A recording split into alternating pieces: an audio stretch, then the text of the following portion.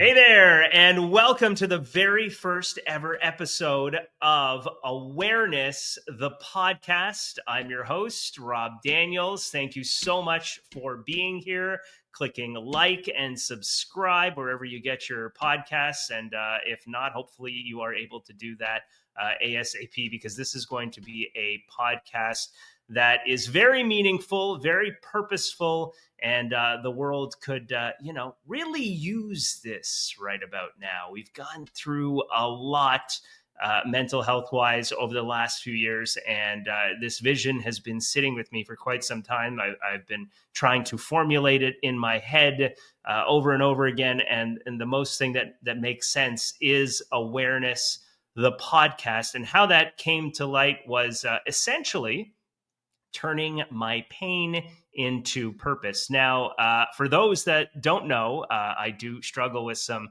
chronic pain that gives me ultra sensitive hyper awareness constantly, whether it be having to take my medication or going to my osteopath because knowing I have this chronic pain, and the reminder of having to take my medication because, well, the pain just intensifies. Awareness is certainly heightened due to what I have. So I thought to myself, enough about me. I obviously have to take care of me, but how can I, instead of obsessing over the pain, what can I do with this wonderful pain? We live in this world. Everybody's got pain, right?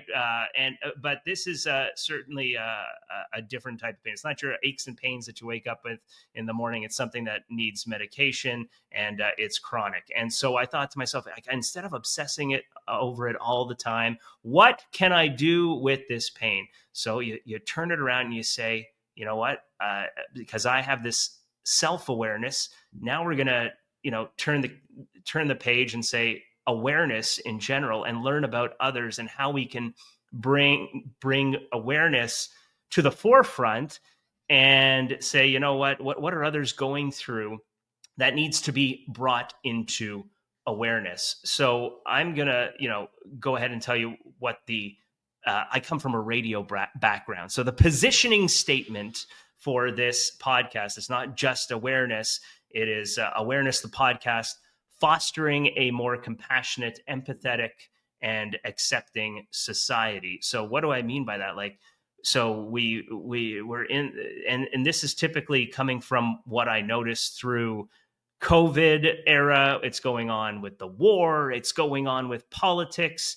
It's constant bashing of human beings back and forth without realizing what the other might be going through when keyboard warriors are going at it online. And so this is dedicated really to the keyboard warriors, but also in life too, when you accidentally cut someone off maybe in traffic, and then you're honking your horn that's extra long. It doesn't have to be as long as it should be, but hey, maybe that person just came from their psychologist's appointment and they just couldn't get through the rest of their day barely, and what did they go through? We have no idea. And so when you're going back and forth online, you don't know what that other person may be going through. And you see it constantly with so many fights between families and individuals, whether it's friends. So we got to say to ourselves, this has got to change. If we want to see real meaningful change in our lives, in society, we have to accept one another at a different height, a different rate of speed in life, where it's not so, me, I'm right all the time. I don't care to be right. I just want what is. And so I'm just trying to make some change with what we have gone through over the last few years, because I thought I saw a ton of conversation out there and people not getting along, and I'm pro humanity. I just want human beings to get along. So it's like I don't know who technically I want to vote for, because that makes more division, and then we divide again, and then or a religion thing and people standing on separate sides of the street and waving flags, and that divides again. And I'm like, no, I want to be a human first, and then that, where I love division is in sports. Hey, good camaraderie, and then you're all friends again after the game. You go for beverages. That's the most division I like in humanity. That's just me. Others might be different, but this is how I come here and to this space, is to try and bring some meaningful change to the world, which I think it needs. So again, Awareness, the podcast, fostering a more compassionate, empathetic, and accepting society. And this is episode number 1.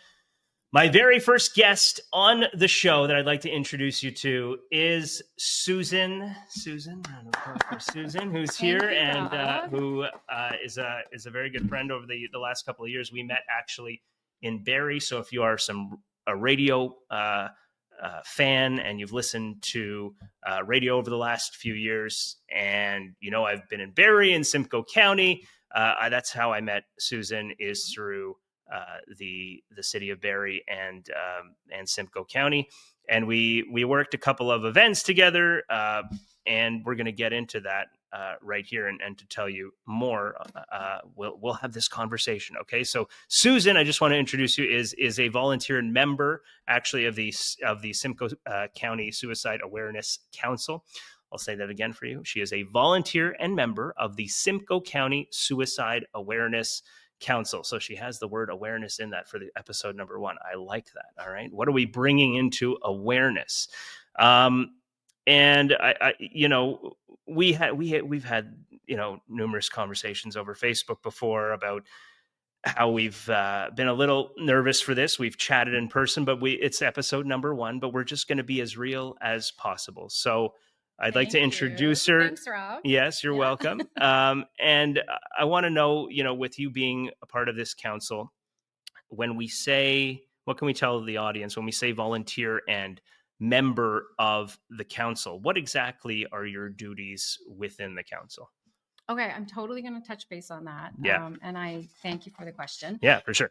I do want to address your intro, which I thought was lovely. Yeah. One of the things that I actually picked up earlier in the year was for that negativity and that social media stuff and just that divide. Mm-hmm. I've picked up, I hope you heal.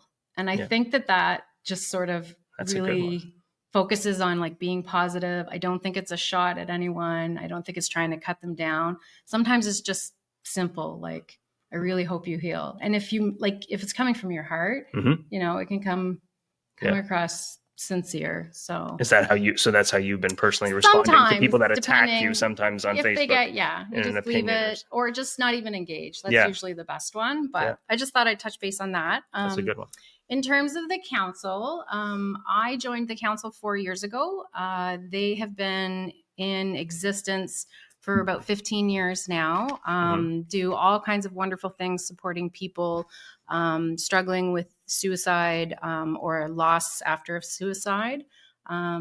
So, it's been really great. We're sort of a grassroots group of people that came together. Our founder, Bernadette, started 30 years ago in Aurelia, and then it grew from there. And the council formed officially 15 years ago. And, we have people come and go. We have a lot of long-term members.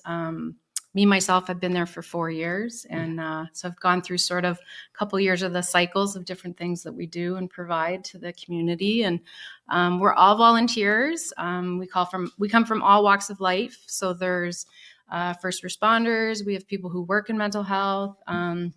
I'm currently a homemaker right now. I spent 10 years in education and some other odd jobs before that.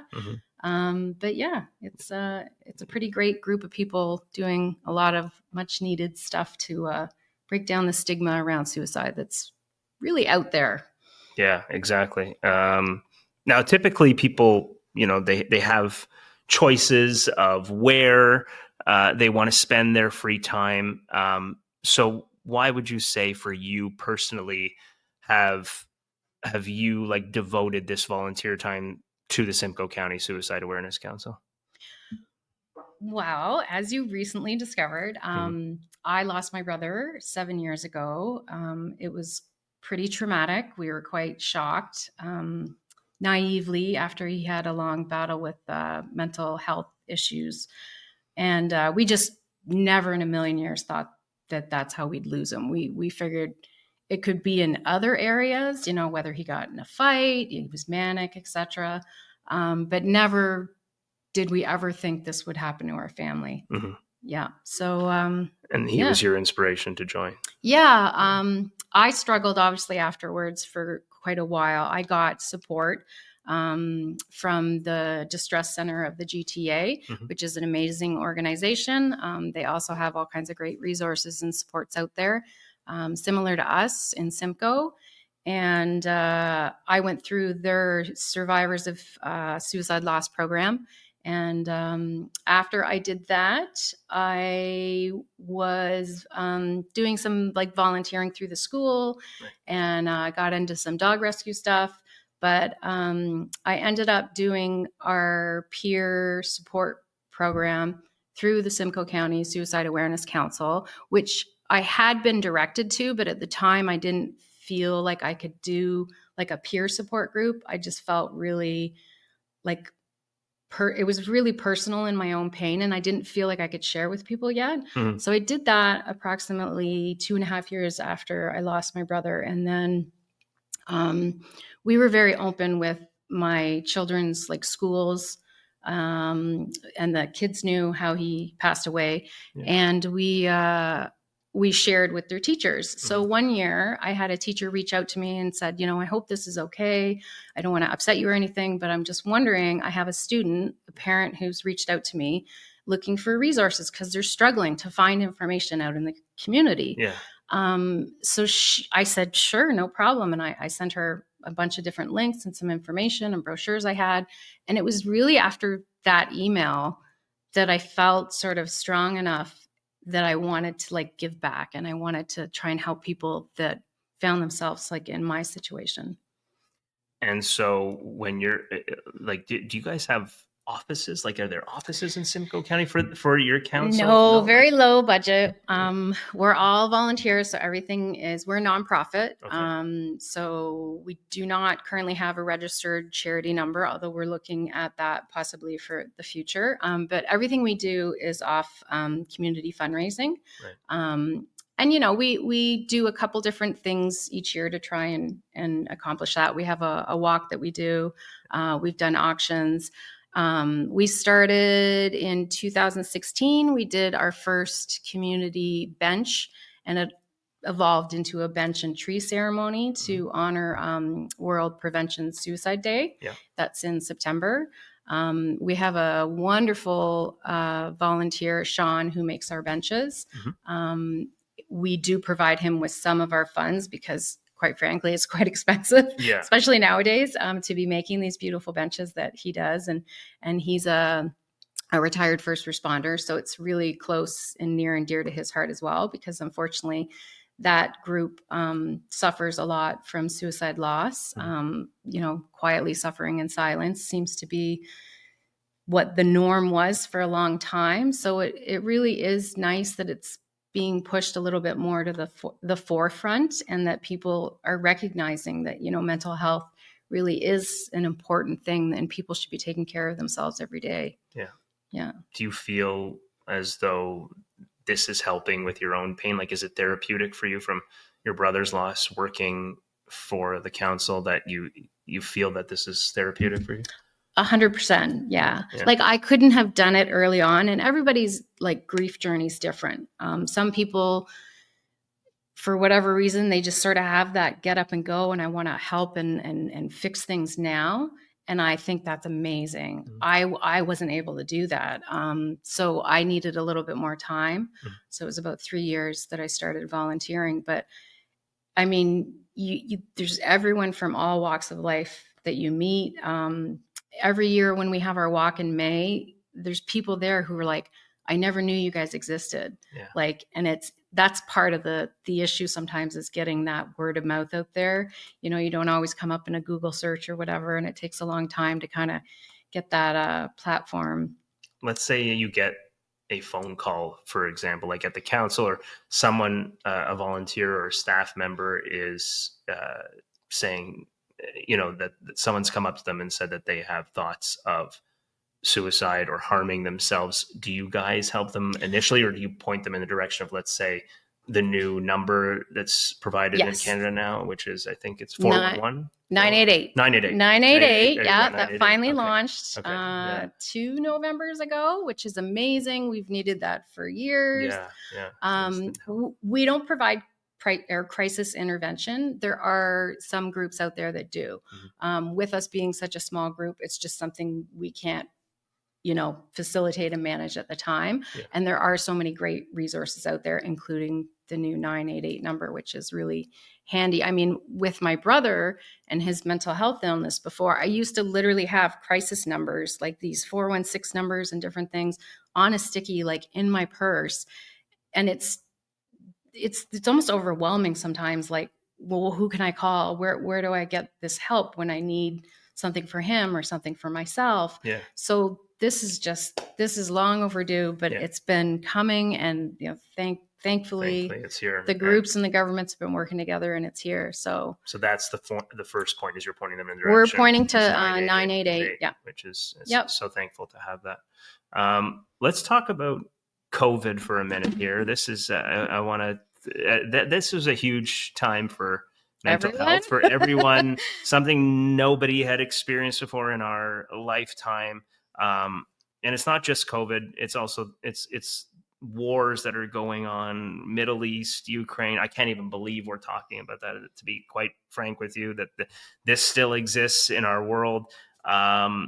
Politics, social media, social media can be positive if the tool is being used correctly. And I always want to say and your algorithm. Yeah. And see, but it is a tool at the end of the day. Some people don't use it for that. I believe it fully is. And, if it's used correctly, but there's a lot of negativity on there too. And ever since all that came into the equation, our mental health has taken a hit, mostly for the worse, or you see people on their phones constantly, and it's typically refreshing social media. I'm guilty of it too. Are the stats leaning in favor of suicides, do you think, increasing? Are they increasing due to this particularly negative nature of each of these subjects? I mean, do we know for a fact if there's been any statistics released on this? So Public Health Canada has really great stats for suicide. Each region has. Unfortunately, the nature of sort of the medical system and getting all that information and coroners that are involved, there's always a lag time. So I believe right now they have stats for 2023, but we're in 2025. So there is always that lag. In terms of like stats and how they're impacted, I can't really, I'm not going to comment on it. I know there's a lot of more experts in that field. I think, to your point about social media and stuff, it is a tool, and it's a great tool, and it's something that's really close to my heart. Like my children are not on social media. Well, that's not true. They do use Discord to talk to their friends, and they're 15 and 17, and that's quite unusual. And it's hard as a parent. Like, you want to sort of protect them. You want them to be aware of it, for future employment and all these types of things, but you don't want them to be harmed by it. And you really don't have any control when you sort of open those doors. So that's sort of the journey we've taken when it comes to the phones. I am very aware. I have a very good relationship with my phone. I know some people find that term strange, but I think it's true. You have to acknowledge that you do. You're mindful. You have a relationship with your phone, whether you want to like it or not. You spend a lot of time on it, looking at things, and it definitely impacts your mental health for sure. You say what's your regimen with that? Do you say like, okay, I'm going to use my phone right up until like 6 p.m. and that's it, I'm putting it away? Or is it one day a week you're not going to, like, for me, I go like one day a week. I typically say to myself, I'm going to try my best to not open social media apps one day a week, because I know that I have an obsession with it. So it's like, and especially in what I try to do, and it's also keeping in touch. There's messaging is a different thing typically, but the opening the apps and trying to scroll, I like once a week, I try to not go The on. scrolling, I find you have to like really put that hard limit, and Yeah. it's so easy to do, just to Yeah. sit there and just like mindlessly, the time goes by and you're like, yeah. oh my gosh, 20 minutes went by. And Yeah. how did that happen? So for me, it's like, yeah, one day a week, I try to not do that. But do you? I'm more like I'll allow myself sort of like a 30-minute kind of thing. And Yeah. then I'm aware of the time I've been on it. Yeah. And yes, sometimes it's interesting. Sometimes you're seeing positive things, you know, you see someone cooking and it's Yeah. inspiring and all the, you know, those things. Yeah. But a lot of the times it's just sort of junk. So I'm pretty aware of it and try and stay off it. I find I'm happier on the days when I'm on my phone a lot less. Yeah. Try and get outside. Let's say like if you're at a concert, for example. A concert's completely different realm. Are you on it to record and post instantly, or are you there to just record, like just to have? I'm not that cool. I just joined Facebook like 4 years ago. So like I'm way behind on everything. Yeah. Like I know Instagram's I guess there's something else, but and my friends try and get me on Instagram, and I'm pushing back. I'm going to join like when it's going out the door probably in like 5, 6, 7 years. Yeah. And well, I'm sort of the same with TikTok. I can't really get into it that much. I've tried it. I watch the videos. Yeah, I mean, it's enough already. How many do we need? That's the thing, right? And but when you're at concerts, you're essentially just filming and then saving it for later and maybe sending it to friends. Yeah. And I think that's the right way to go. Some people they want to engage other audience. They want to have an audience to film, and they take themselves out of the moment. 100%. Right? And you're not enjoying like what you're seeing. Like save it for later to send. And I was guilty of that at the early stages of social media, but I've realized that it's like you're paying, like concerts are not. They're cheap now. They're not cheap nowadays. No. They're so expensive. I mean, see, that's the thing. You've recognized within yourself, and you've learned and grown out of that. And that's okay, right? Yeah. You're not supposed to be an expert with your phone. Exactly. Right? Yeah. Your relationship's going to change. You're going to recognize things. You're going to see things in your kids. Yeah. You know, that you when they notice you on your phone. I'm very conscious of that. Yeah, I've been caught a few times by my daughter. 100%. Daddy, get off your phone. Get off your and listen. Guilty as charged. Yeah, being important, right? Content creator, it's like constantly you got to figure out when you got to put this thing down already. And I know your juggling would be difficult with work, and I think that's where it depending really, on what your realm is, like, you know, if it's a business, then you're going to have a totally different experience with the socials, right? Exactly. Yeah. And I mean, listen, it's again a great tool, but it's just like anything else, everything in moderation, right? I mean, well, speaking of socials, so one of the things we finally got onto was all the socials. So there was a Facebook page for a long time. Yeah. So we're the Simcoe County Suicide Awareness Council. Amazing. All of our other handles are actually Hope Equals Life. Yeah. And we have an amazing volunteer, Scott, who has gotten us into the 21st century and on all of the other socials. That's so good. And he is just a wizard. We are so lucky to have him. Yeah. He's got his, fingers in a lot of different pies, supporting a lot of different groups, and he has a full-time job. So we are so grateful for everything he does. And he also helped with launching our new website. Yeah. So we literally have a $10,000 website that we had a developer, volunteer most of their time, and we ended up getting the website for like $1,000, and it's smoking. That's amazing. So, in your opinion, Suzan, what do you think needs our attention the most? Like, what needs the most improvement in the mental health sector in Ontario and Canada, and how do we get there, in your opinion? I think in my experience, one of the things that came up Canada-wide, because my brother was in BC when he had his first manic episode and he had to be hospitalized. Mm-hmm. He was hospitalized. They kept him for a month, which was great.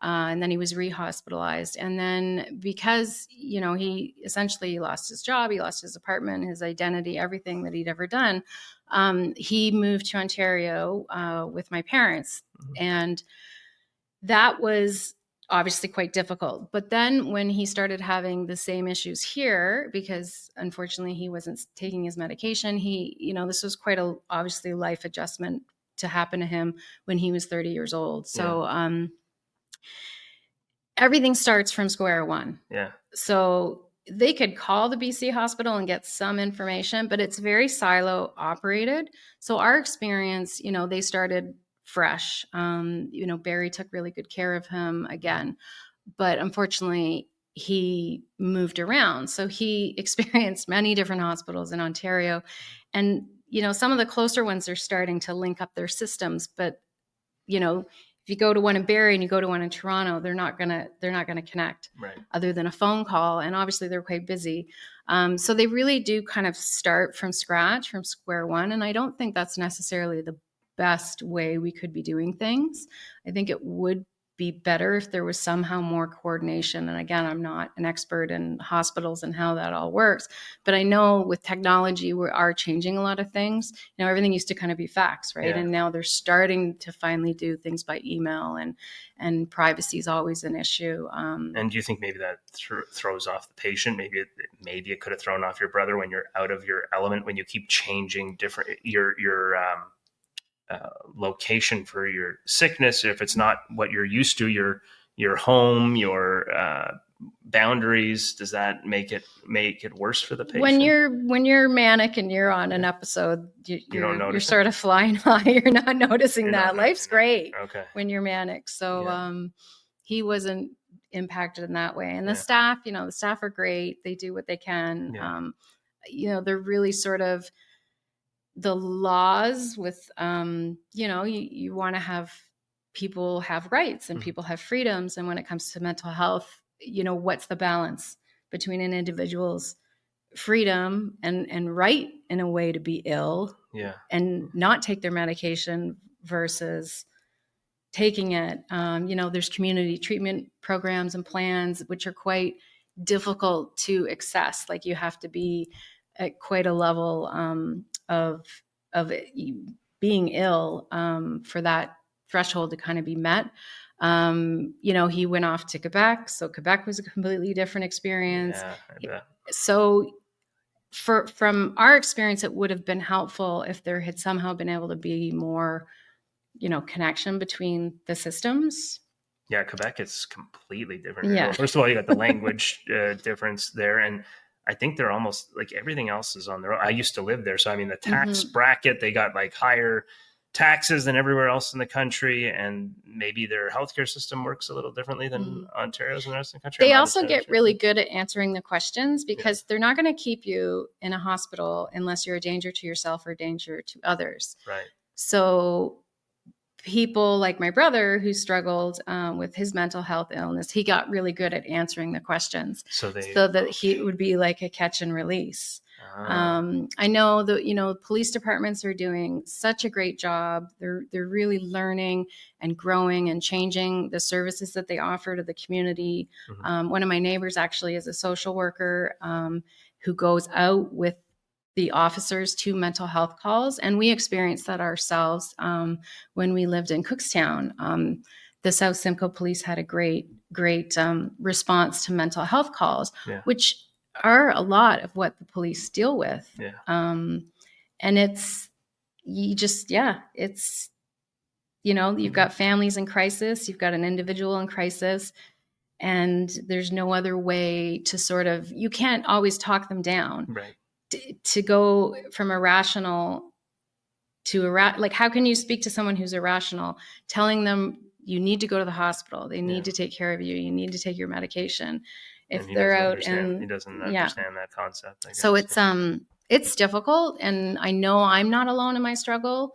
I talk to people all the time that are going through this. But you were happy with the way, I mean, other than the because I know Canada and has this way of, if you have a surgery in one day, you're like out the door in 2 days and whatnot, other than the quick exit, maybe that other than the quick exit that he perhaps had, would you say that you were happy with the care that he received? When he was hospitalized, yes.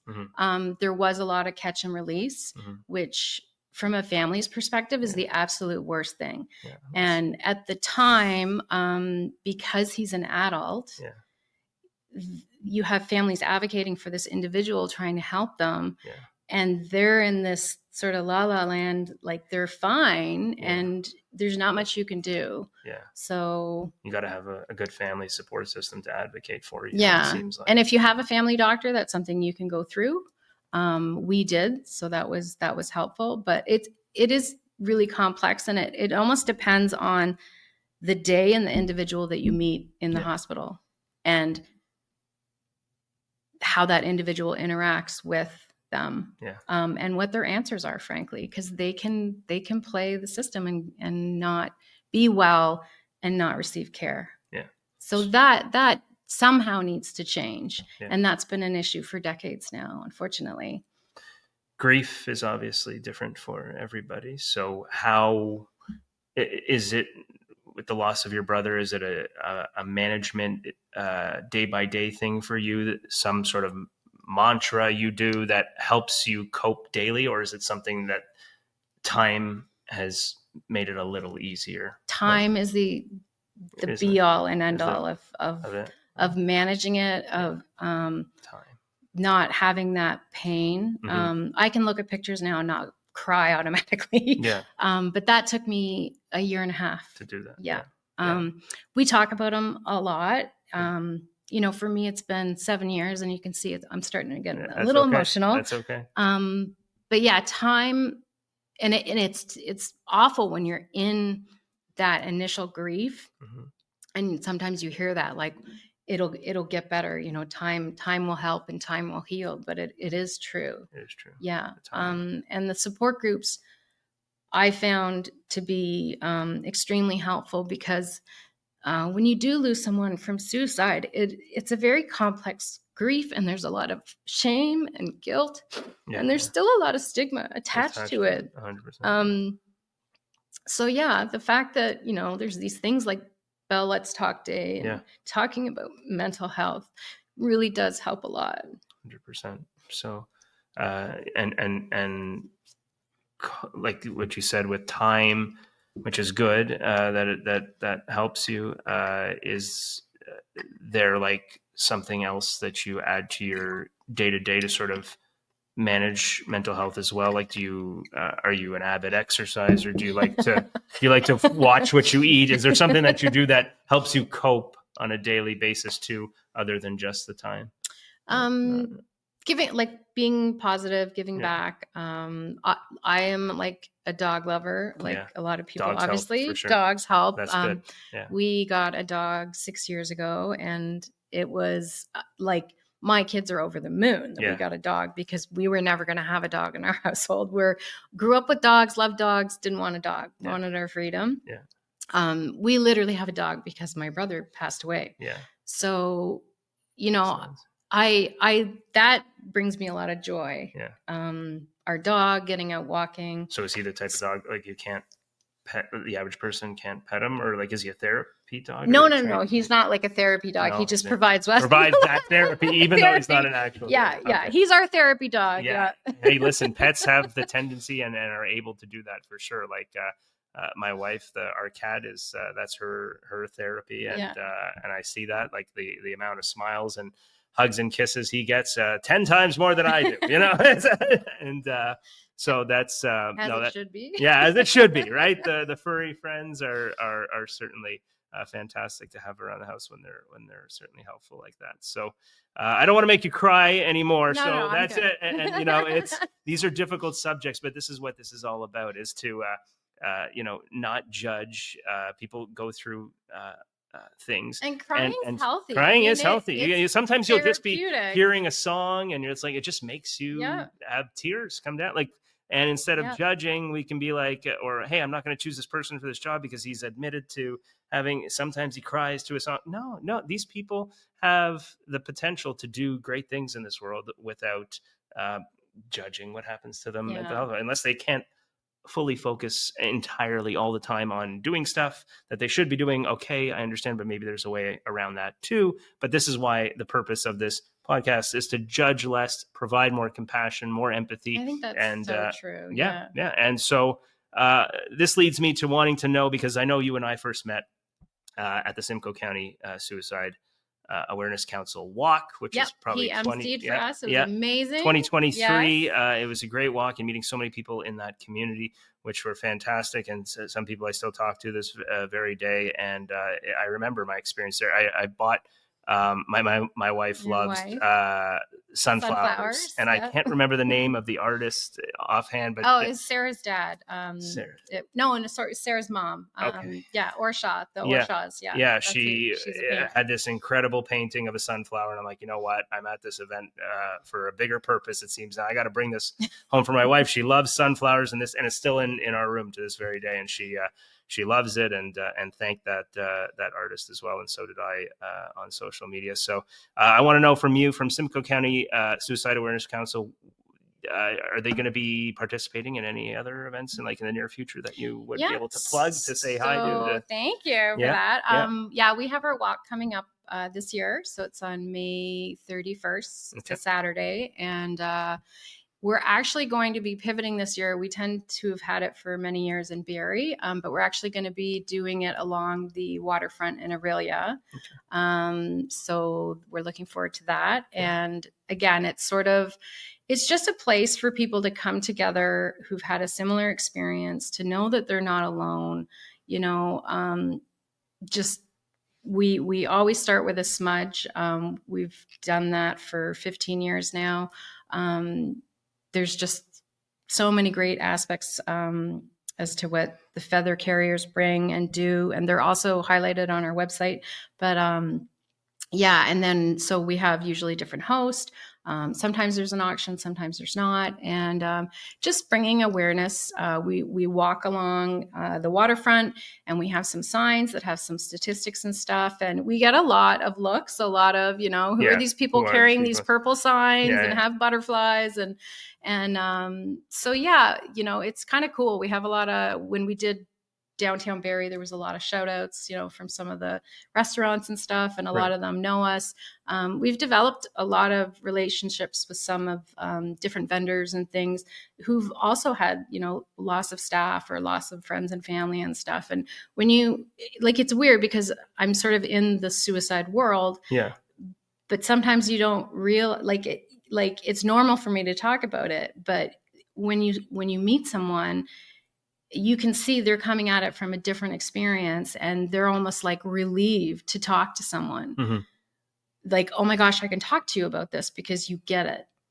And that's pretty special. Yeah, for sure. How do people sign? That's what I was wondering. All these people show up, but did they register when I was there? Yeah. So we're pivoting this year. We're doing registering online. Before we always did registering there, and our walks are very we don't want to have any barriers to anyone participating. So there's no fees. Everyone is welcome.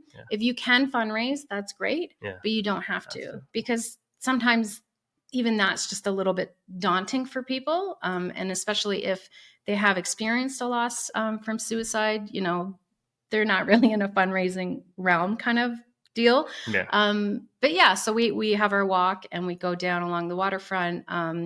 We've gotten a lot of good feedback about throwing rose petals into the water, so you kind of have a quiet moment. We have a very talented musician, Lee, who plays some wonderful songs, and she does a lot of fundraising as well with her CDs for us, which is awesome. It's a really, for me, it's going to be my fourth walk. Mm-hmm. It'll be my fifth bench ceremony in the fall. It's different people from walks of life. And we always have, people care responders. Yeah. So if someone is overwhelmed and having some emotions or having a bit of a breakdown, there's always someone there to take care of them. So we also have someone first responder who helps us with walking in case anyone needs has any health issues or anything. Right. Can't quite make the walk, but we usually try and keep it, pretty short. We're usually 2.5 to 5 kilometers. Yeah. So again, May 23rd? May 31st. May 31st. And sign up registration. That is that? Yep. That's going to be, so it's on our website, but you can also go to Facebook or any of our other socials. What's the website again? The website is Hope Equals Life. HopeEqualsLife.com. .com. That's HopeEqualsLife.com. It's okay if you want to think of Hope Equals Life. Com or CA, you'll have to check. Okay. Hope equals life.ca or hope Yeah. equals life.com. All right. Yeah. Sounds good. I will definitely be looking at that as well. And hey, if you need an MC, you may have someone already in mind. It's okay. No, I actually don't, and I was totally going to hit you up, but I don't know if you're willing to make the drive. We'll see. All the way. We'll have our Facebook Messenger chat, and we'll figure that out. Yeah, we'll figure it out. One step at a time. And listen, I'm so thankful that you came here today and opened up, and were willing to talk about mental health and the way it's moving forward, and some of your own personal stories. That's what this world needs more of, and less judgment. So thank you for being here. Oh, thanks for having me. And pretty really special to be a part of your new podcast. And I when I heard this is what you were doing, I was beyond excited for you. So, thank you. And I know lots of people are. So thank you. That's it means a lot. I just want to be helpful to the world as best as I know how, and I'm thankful to just be doing this, and I guess there is positivity to pain. I right? think so. There is, right? And we figure that out once we learn about it more often. The first couple of years are like, what is this? But and I try and tell this to my mother too often, because she's got pain. She had a couple of hip surgeries, and I'm like, maybe there's something you can do with it too. I know it sucks. It does. Yeah. But what can you, and she's working at it. I mean, right now she's in Mexico. So that's one thing you can do with it. Her pain's better in Mexico, the heat and such. So, but hopefully she finds other things as well to keep busy, it's about keeping distracted. Right. And my uncle reminds me of that too. He'll say, like, when you're in conversation now, do you feel your pain? No, not really. Cause you're not thinking of it. But when you're constantly thinking of it, then it's there. That human connection is so key. Right. Yeah. And sure, you get it through your phone, but sometimes it's just better in person, better in a phone call. I had one of the volunteers call me the other day about an art project we were looking into, and I got off the phone and I was so excited about it. I thought, this is great. A new initiative, and fantastic. Well, I got to give you a hug. Thanks, Rob. Guest number one. Thank you so much for being here. And I wish you all the best with this, sincerely. Thank you. First guest on episode 1, Awareness, the podcast, Suzanne of the Simcoe County Suicide Awareness Council.